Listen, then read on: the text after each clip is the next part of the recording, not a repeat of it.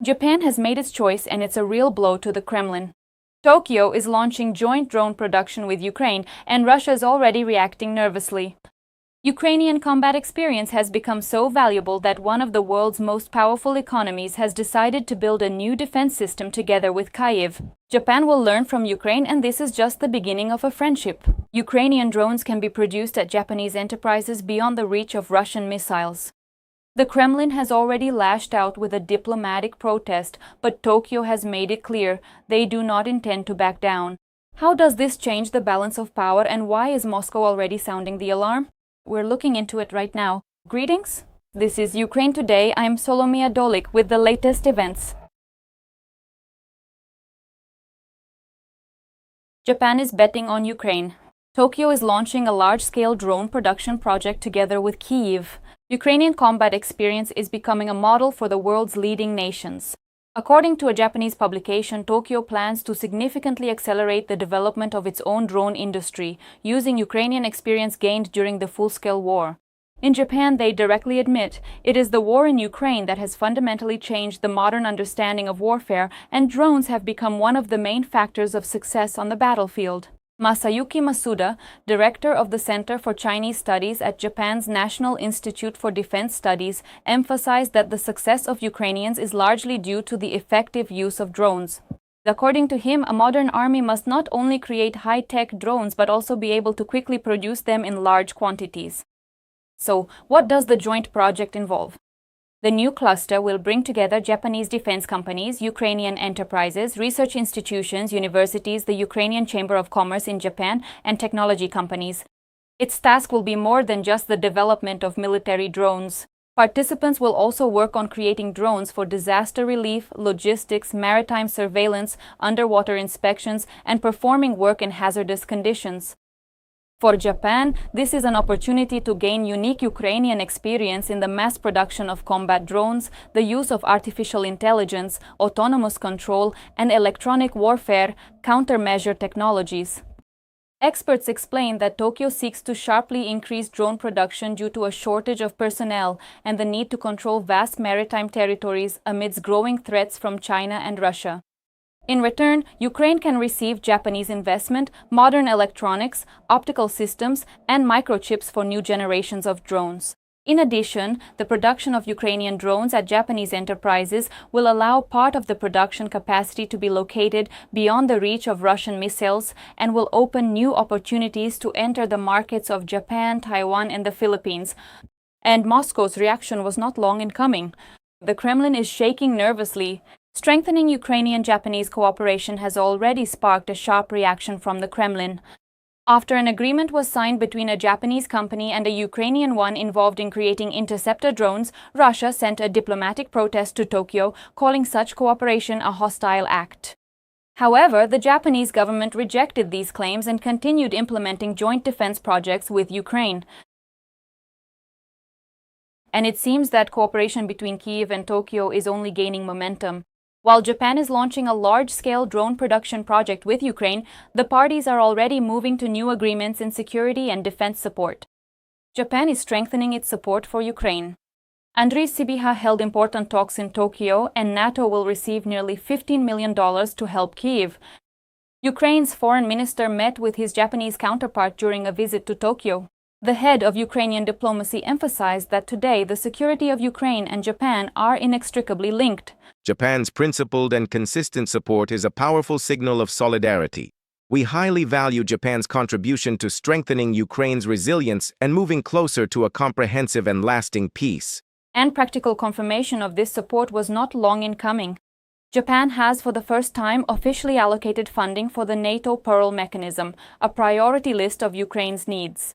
This involves $14.7 million, which will be used to purchase non-lethal equipment for the Ukrainian Defense Forces. The Japanese Ministry of Foreign Affairs reported that the specific list of equipment will be agreed upon with NATO. The Japanese agency also emphasized, Japan will continue to provide support to Ukraine in achieving a just and lasting peace and intends to further strengthen cooperation between Japan and NATO, the ministry added. Andriy Sybiha has already reacted to Tokyo's decision, thanking the Japanese government for the new contribution. Japan's principled and consistent support is a powerful signal of solidarity. We highly value Japan's contribution to strengthening Ukraine's resilience and moving closer to a comprehensive and lasting peace. Thus, the partnership between Ukraine and Japan is reaching a new level. This is another signal that the international coalition in support of Kyiv is not only holding but also gradually expanding. But it's not just Tokyo supporting Ukraine. Washington has taken a step that has Moscow shaking. The US has already prepared decisions that change the balance of power, and panic in the Kremlin is growing more every day. A new historic package for Kyiv. The Americans are bringing Ukraine's victory closer. Shocking details later in the video. This bill sat in a drawer for over a year waiting for a vote, and finally this day has arrived. Despite pressure from the White House and Republican leadership, the United States House of Representatives has passed a document that brings several critical issues back to the table: military aid to Ukraine and sanctions against Russia. The document is over 90 pages long and contains several decisions for Ukraine: the extension of Lend-Lease, defense loans exceeding $8 billion, security assistance until 2027, and new restrictions for Russia. If the war continues, the United States must impose sanctions on a number of Russian banks and enterprises, as well as increase tariffs on all goods from the Russian Federation by 500%. The American press reports that the result of this vote clearly showed the dissatisfaction of a part of Congress with Trump's approach to the Russo-Ukrainian war.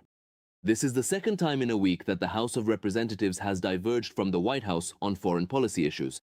Previously, it approved a resolution for the first time to stop military actions against Iran, and within a few days, 18 Republicans and 1 independent congressman sided with the Democrats and voted to support Ukraine. President Trump promised to end the war. President Trump promised to end this war in one day. 17 months later, this administration has stalled the provision of aid that Congress approved. They attacked Ukraine, the victim, while simultaneously providing cover for Putin. But it's too early to celebrate. This bill is only on paper. Next, it must be approved by the Senate and then signed by Trump, as the decision to transfer military equipment is made by the president. But the head of the White House is not very interested in this yet, writes the Associated Press. The authors of the law themselves do not hide it. The vote was more of a signal to show that support for Ukraine in Congress has not disappeared. But will this signal reach the recipient? The question is rhetorical. Congress passed support for Ukraine. Congress approved support for Ukraine, but the administration deliberately delayed its provision. Instead of imposing sanctions on Russia, the administration issued licenses for oil operations that brought Moscow billions of dollars. Neither the president, nor the vice president, nor Steve Witkoff, none of you have visited Ukraine. At the same time, your representatives communicate regularly with Putin.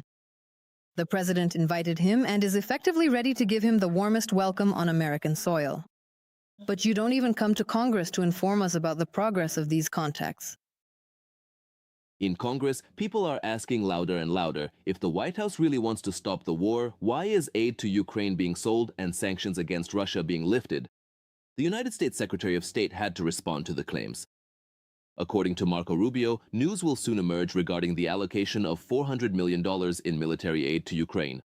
He also emphasized that Russia may never achieve through military means the goals it demands in negotiations, and added that over the last month, the Ukrainian army has achieved certain successes on the battlefield. Ukraine is also increasingly effectively delivering long-range strikes deep into Russia against critically important economic facilities. Where we could help Ukraine, we helped. Where we could encourage Europe to do more, we also did that.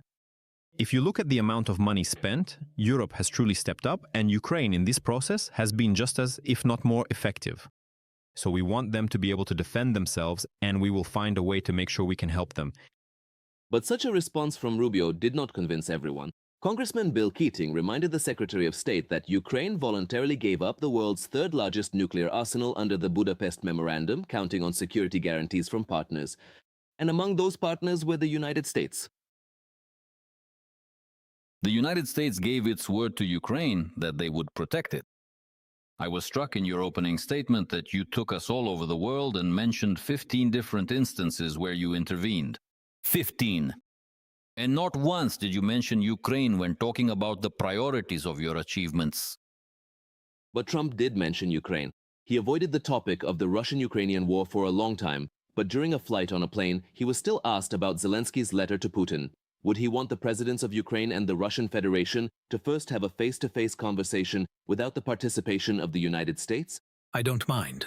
I mean, let them figure it out themselves. I'm the one who brought them to this situation, and I think everything will work out. This is a war that should never have happened. It would never have happened if I were president. The day before, it became known that the White House had finally responded to Kyiv's urgent appeal. Let me remind you, on May 27th, Volodymyr Zelensky sent an urgent letter to Trump and Congress regarding the critical shortage of air defense systems capable of intercepting ballistic missiles and protecting civilians. However, Washington's reaction turned out to be purely bureaucratic. As presidential advisor Dmitry Litvin reported, the United States' response is purely technical in nature and is currently in progress, and its details are not being disclosed. This technical response from the White House, against the backdrop of Donald Trump's statements saying let Zelensky and Putin figure out the war themselves because he already brought them to this point, clearly highlights the current mood in the American administration. The bill passed by Congress is a powerful political slap in the face to the White House from the Republicans themselves.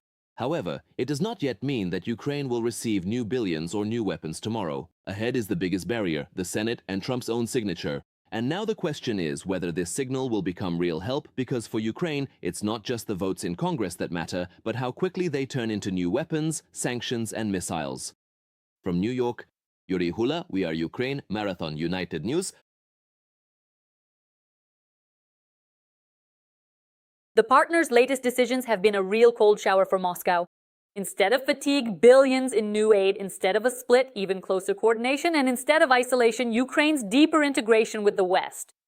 It seems while the Kremlin dreamed of outrunning time, time itself began to play against them. What exactly shocked Moscow after the new Ramstein, and why is Europe increasingly calling Ukraine a key factor in the continent's security? We'll tell you more. The Kremlin expected the West to tire of Ukraine, but the exact opposite happened. Ramstein shocked everyone. While Russian propaganda spins tales of a NATO split, European fatigue, and an end to aid, Ukraine's allies just put another $4 billion in military support on the table. And most unpleasant for Moscow is that the money goes exactly where the Russian army has been facing the most trouble lately. The biggest blow to the Kremlin's dreams is related to the sky. Nearly $1 billion will go to the Pearl program, which provides Ukraine with missiles for Patriot systems. The largest contributions come from Germany, Norway, the Netherlands, and Sweden. But that's not all. Separately, Berlin is providing an extra $200 million via the Jumpstart mechanism for long-term Patriot missile purchases. So partners are thinking not just about today's attacks, but about years of protecting Ukrainian skies ahead. For the Kremlin, this means a very grim prospect, wasting more missiles on strikes that increasingly end in nothing. The long-range artillery package is equally significant. About $540 million will go toward purchasing extended-range ammunition. Norway, Denmark, Spain, Lithuania, and Luxembourg play key roles here. This is a direct hit on Russian logistics, depots, and command posts, which feel increasingly unsafe even far from the front line. But the real star of the new Ramstein was once again Ukrainian drones. Partners are allocating over $1 billion for unmanned systems. Great Britain will fund the purchase of 150,000 Ukrainian drones at once. The Netherlands is investing in winged drone missiles for the defense forces. Norway supports buying sea drones, which have already turned the Black Sea into a zone of constant anxiety for the Russian fleet. In fact, the world is investing more in the very weapons that have become the main symbol of Ukraine's technological edge. And this is perhaps the most important signal. While Ukraine asked for help early in the war, today partners are increasingly investing in Ukrainian developments. Moreover, Ukraine and Germany have already agreed to develop an anti-ballistic program and co-produce modern interceptor missiles. So it's no longer just about supplying weapons, but about forming a joint defense industry for the future. It's quite an ironic picture. Putin started this war to weaken Ukraine and distance it from the West. Instead, Ukraine is receiving new billions, new production facilities, new technologies, and ever deeper integration with the world's most powerful nations. And the longer the Kremlin tries to exhaust Ukraine, the more resources, money, and opportunities ultimately work in its favor. It seems that the time Moscow was counting on so much is increasingly playing for a completely different team. And it seems that Brussels has finally understood the main point. Ukraine has not only held out, it has become one of the most powerful military forces in Europe.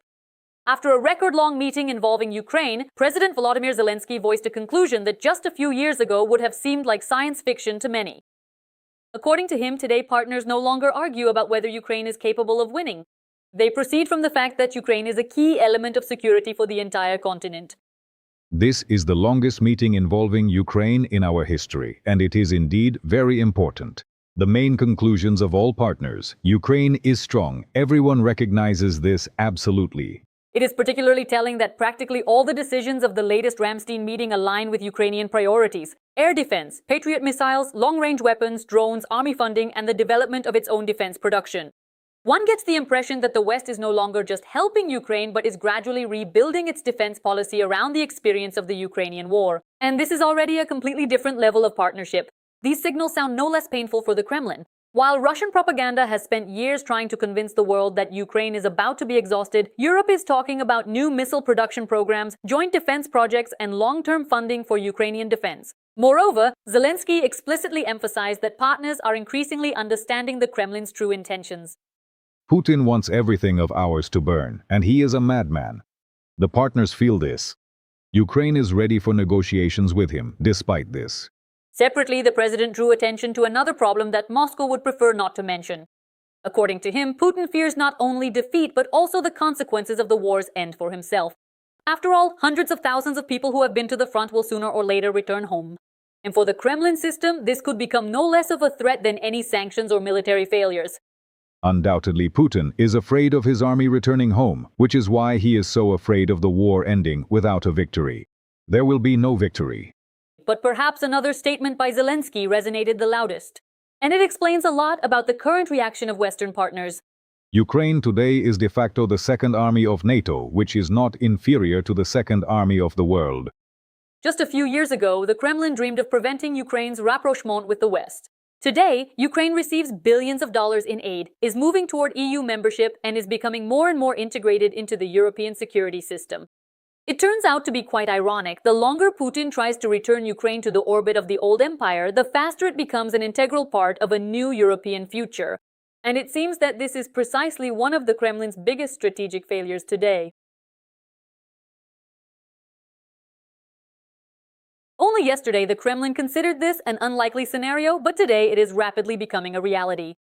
The West is launching new production programs for long-range weapons for Ukraine, a move that could significantly shift the balance of power and affect the course of the war. Tensions are rising in Moscow. Every new signal from the West is perceived there as a warning of further escalation, which is already hard to ignore. The period when the initiative was effectively determined by the Kremlin seems to be coming to an end. New stages of confrontation lie ahead, and the main question now is only one: how far will this escalation go? All the details are in our report. What the Kremlin has feared in recent years may become a reality. The West is not only not reducing military support for Ukraine, but is also starting to launch a new generation of long-range missiles into production. And if the plans of defense companies are realized, the count could go into hundreds and even thousands of high-precision weapons for the Ukrainian army. The first wake-up call for Moscow was the news from the Netherlands. They announced funding for the production of 700 long-range cruise missiles from the company destined specifically for Ukraine. And this is just one program.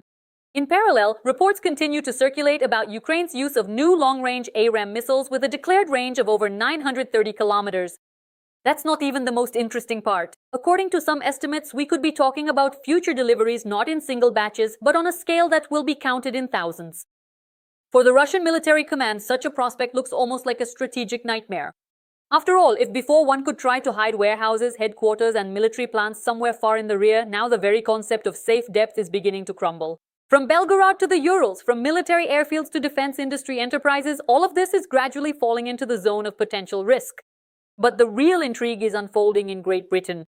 Defense giant MBDA reported successful tests of the new crossbow drone missile.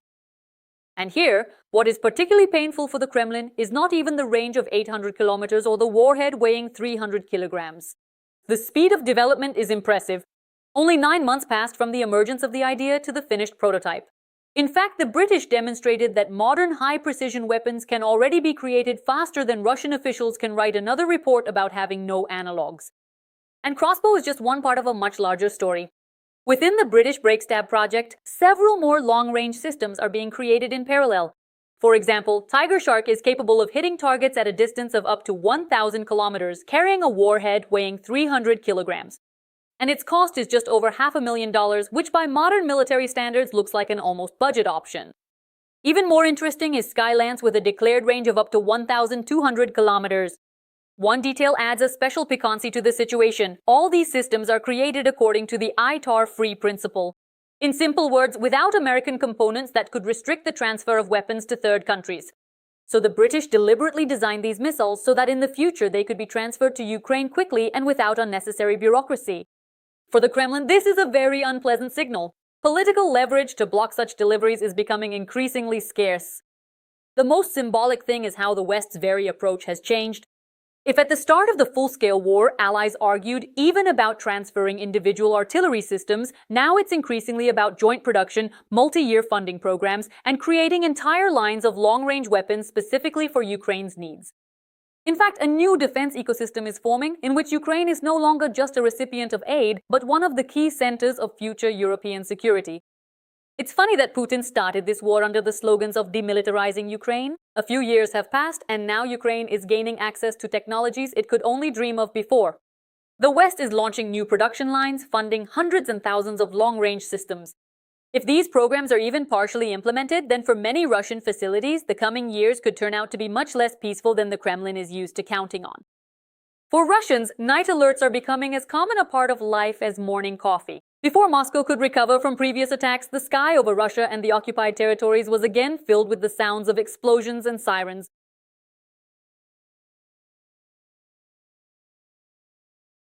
Everything looked most symbolic in the Russian capital itself. While officials reported on yet more successful interceptions over the Moscow region, drones flew by one after another. Mayor Sergei Sobyanin spent the night counting new targets approaching the city practically in real time. According to him, nearly 60 drones were allegedly shot down on the outskirts of Moscow. The irony is that the more such reports appear, the harder it is for Russians to believe in fairy tales about the capital's absolute safety. Powerful explosions also rang out in Bryansk. Holy shit. That's something. According to local sources, railway infrastructure was hit, one of the key arteries through which Russian military logistics are supplied. For the Kremlin, this is a particularly painful topic, because while generals dream of new offensives, more and more facilities in the rear are forced to think not about transporting cargo, but about their own survival. It was no less hot in occupied Crimea. Explosions rang out there in several districts of the peninsula at once. Particular attention was drawn to the Tavriska thermal power plant near Simferopol, one of the key energy facilities that Russia once built as a symbol of the final integration of occupied Crimea into its own system. Now, this symbol is increasingly in the news due to damage, fires, and the consequences of attacks. After previous strikes, burnt-out structures, holes, and serious destruction had already been recorded there. Events in Armyansk developed even more interestingly. According to preliminary information, the strike hit the FSB border service building near the railway station. After the explosion, a fire broke out and witnesses reported further detonations. When security forces' facilities start exploding, even the most staunch supporters of Kremlin TV shows suddenly begin asking very uncomfortable questions about the effectiveness of the entire defense system. Reports of explosions also came from Donetsk and Berdyansk. In the latter, the railway station area drew special attention, where a fire flared up after the attack. And this once again demonstrates one simple trend. The geography of strikes is constantly expanding, and the list of facilities that the Russian authorities considered relatively safe is rapidly shrinking.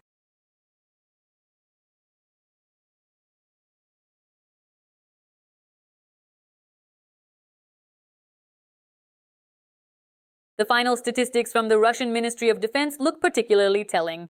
They claim that 301 Ukrainian drones were allegedly shot down in a single night. And here a rather awkward paradox arises. If the threat is truly so massive that they have to report hundreds of targets over dozens of regions, then Russia itself is effectively admitting that the air war has long since moved far beyond the front lines. And while Kremlin officials continue to talk about having the situation under control, Russian regions are increasingly waking up not to alarm clocks, but to explosions. And it seems that for many residents of Russia, this is becoming a new, very unpleasant reality. And how do you feel about these events? Write your opinion in the comments, hit the like button under the video, and stay informed about the main news. More to come. And we'll see you in the next report.